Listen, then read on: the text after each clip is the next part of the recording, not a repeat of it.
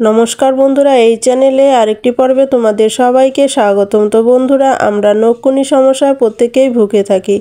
নখকুনি সমস্যা হয় যখন আমাদের, তখন কিন্তু প্রচণ্ড নখগুলো ব্যথা করে, পায়ের আঙুলগুলো ফুলে যায়, হাতের আঙুল ফুলে যায়, এগুলো কোনোগুলো ব্যথা করে। তো এভাবে কিভাবে আমরা এর থেকে মুক্তি পেতে পারি, তারই জন্য একটি ছোট্ট টিপস তোমাদের কাছে শেয়ার করছি। আশা করি তোমাদের খুবই উপকারে লাগবে।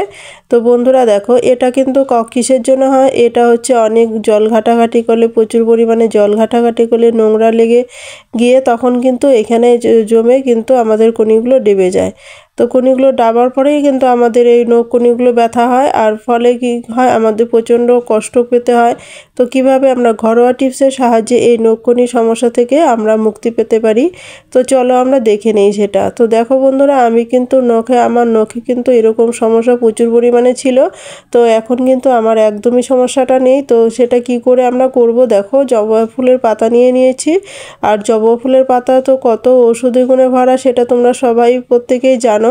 এটা কিন্তু প্রচুর পরিমাণে ওষুধের কাজ করে, আর নখকুনির সমস্যাতে কিন্তু প্রচুর পরিমাণে আমাদের সাহায্য করে।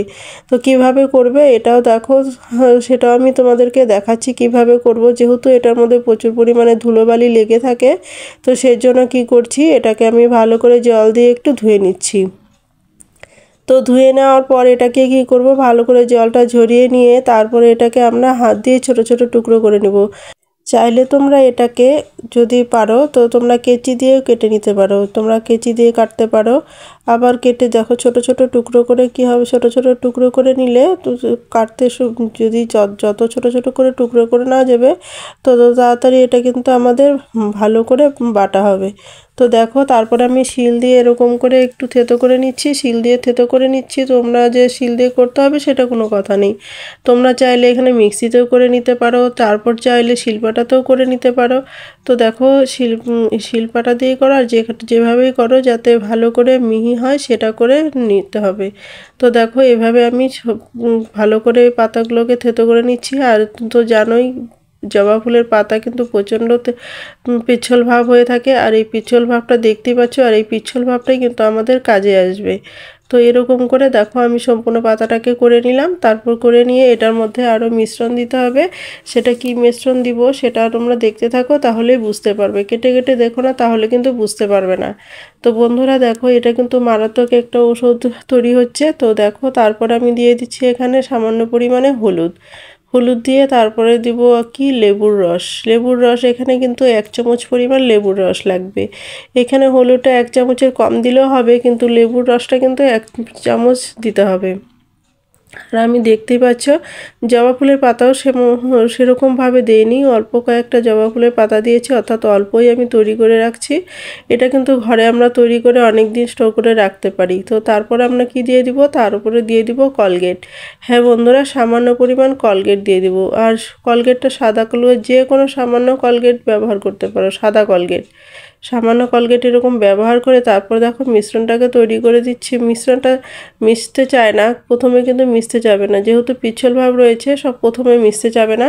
তারপর যখন মিশ্রণটা তোমরা ভালো করে সব কিছু দেওয়ার পর যখন তোমরা ভালো করে মিশ্রণটা তৈরি করবে, দেখবে খুব সুন্দরভাবে মিশ্রণটা তৈরি হয়ে যাবে। তো তারপর আমি দিয়ে দিব কি বন্ধুরা, পেঁয়াজ। 1 চামচ হয় রস, যাতে এরকম মাপের একটি পেঁয়াজ আমি দেখো গ্রেটারের সাহায্যে গ্রেট করে নিচ্ছি। এখানে চাইলে তোমরা মিক্সিতেও করে নিতে পারো, কিন্তু আমার এখানে যেটা লাগবে সেটা হচ্ছে রসটা লাগবে। পেঁয়াজের যে রসটা রয়েছে সেই রসটাই কিন্তু আমার লাগবে। তো সেই রসটা আমি দেখো এভাবে করে পেঁয়াজের রসটা 1 চামচ পরিমাণ পেঁয়াজের রসটা আমি বের করে নিলাম। তো দেখো, তারপর এখন এগুলোকে আমি ভালো করে এটার সাথে ভালো করে মিশিয়ে নিচ্ছি।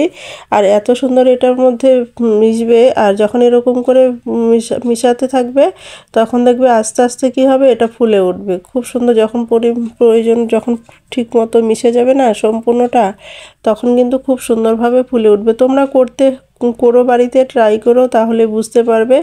আমি সেরকম তো হয়তো বোঝাতে পারি না তোমাদেরকে, ঠিক মতো হয়তো বোঝাতে পারি কিনা, আর বোঝাতে পারছি কিনা সঠিকভাবে, সেটাও তোমরা কমেন্ট করে জানিয়ে দিও বন্ধুরা।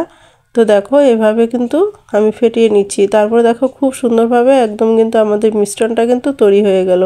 কিন্তু এটার মধ্যে বন্ধুরা আরেকটা জিনিস দিতে হবে। সেটা কি বন্ধুরা, সেটা এখন দিচ্ছি না, সেটা পরে দিব। আর সেটা পরেই দিতে হবে, এটা কিন্তু আগে দেওয়া যাবে না।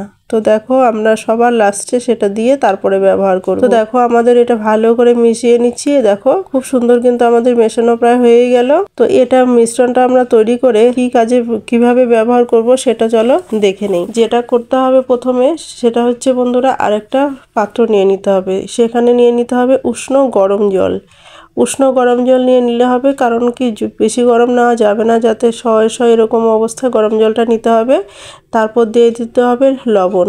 লবণ দেওয়ার পর লবণটা গরম জলের, যখন উষ্ণ গরম জলে লবণটা দিয়ে একটু চামচ দিয়ে নাড়াবে, দেখবে জলের মধ্যে লবণটা মিশে গেছে। তারপরে এটার মধ্যে যেটা দিতে হবে সেটা হচ্ছে বন্ধুরা ডেটল দিতে হবে। ডেটল দিয়ে দিতে হবে।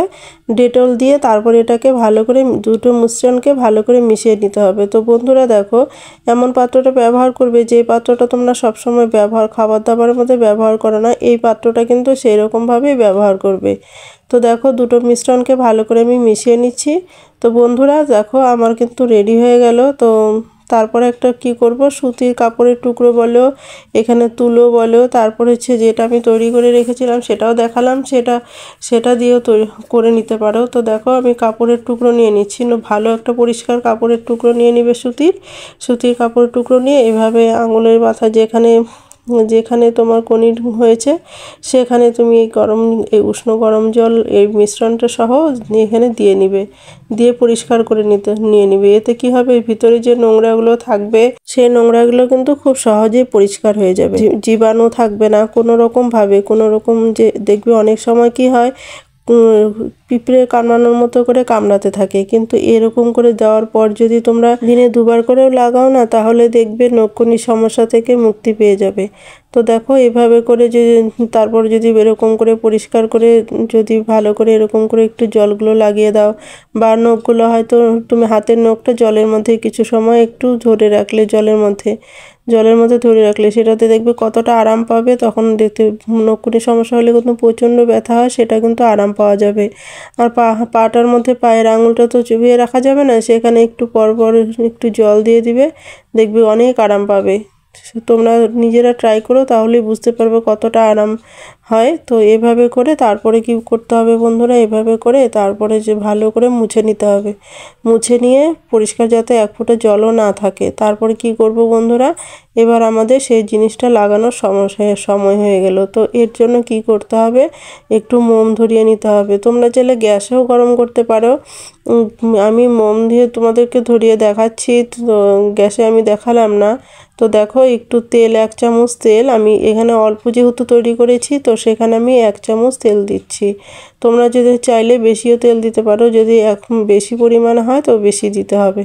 তো প্রচুর পরিমাণে গরম করে তারপরে এটার মধ্যে দিয়ে দিয়েছি। প্রচুর পরিমাণে গরম করতে হবে, কেননা এটা কুসুম কুসুম গরম যাতে থাকে, এই মিশ্রণটা যাতে কুসুম কুসুম গরমটা হয়ে যায়, সেইভাবেই কিন্তু আমাদের গরম করতে হবে। তো দেখো আমার এই জিনিসটা কিন্তু কুসুম কুসুম গরম হয়ে গেছে। তো এখন এটা কিন্তু আমরা পায়ে লাগাতে পারি। আর তোমরা সব সময় খেয়াল রাখবে, এটা বানিয়ে রেখে দিতে পারো, কিন্তু যখন তোমরা ব্যবহার করবে তখন একটু গরম করে যদি নাও তাহলে কিন্তু ভালো হবে। আর একটু উষ্ণ গরম অবস্থাতেই লাগাতে হবে এটা।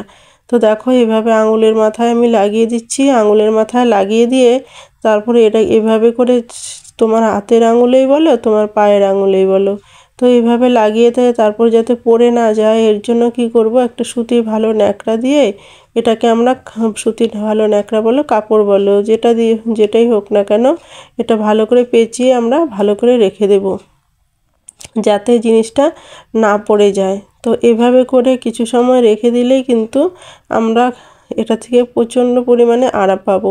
তোমরা একবার ব্যবহার করে দেখো বন্ধুরা, দেখবে কতটা আরাম হয়। যেভাবে বলেছি ঠিক সেভাবেই করো। অন্যভাবে করলে হয়তো ঠিকমতো নিয়মটা করলে না, তাহলে বলবে যে হলো না, কাজ হলো না, সেটা কিন্তু হবে না। যেভাবে আমি দেখাচ্ছি ঠিক সেভাবেই করবে, দেখবে কাজ হবে, 100% শিওর কাজ হবেই।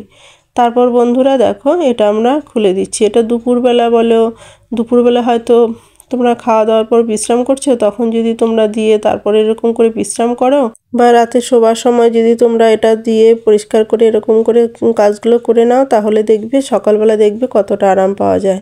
তো যে ন্যাকড়াটা দিয়ে আমরা বেঁধেছিলাম সেই ন্যাকড়াটাতে ভালো করে মুছে নিলাম। তারপর যে একটা তেল তেল ভাব থাকবে, এই তেল তেল ভাবটা কিন্তু সঙ্গে সঙ্গে মোছা যাবে না। তো 10 মিনিট পর তোমরা 10 মিনিট পর 10-15 মিনিট পর এটাকে যদি একটু উষ্ণ গরম জল দিয়ে আবারও একটু উষ্ণ গরম জল দিয়ে পরিষ্কার করে নাও, তারপর কিন্তু অনেকটা দেখবি রেহাই পাবে, ব্যথার থেকে বীজ ব্যথা থেকে অনেকটা রেহাই পাবে।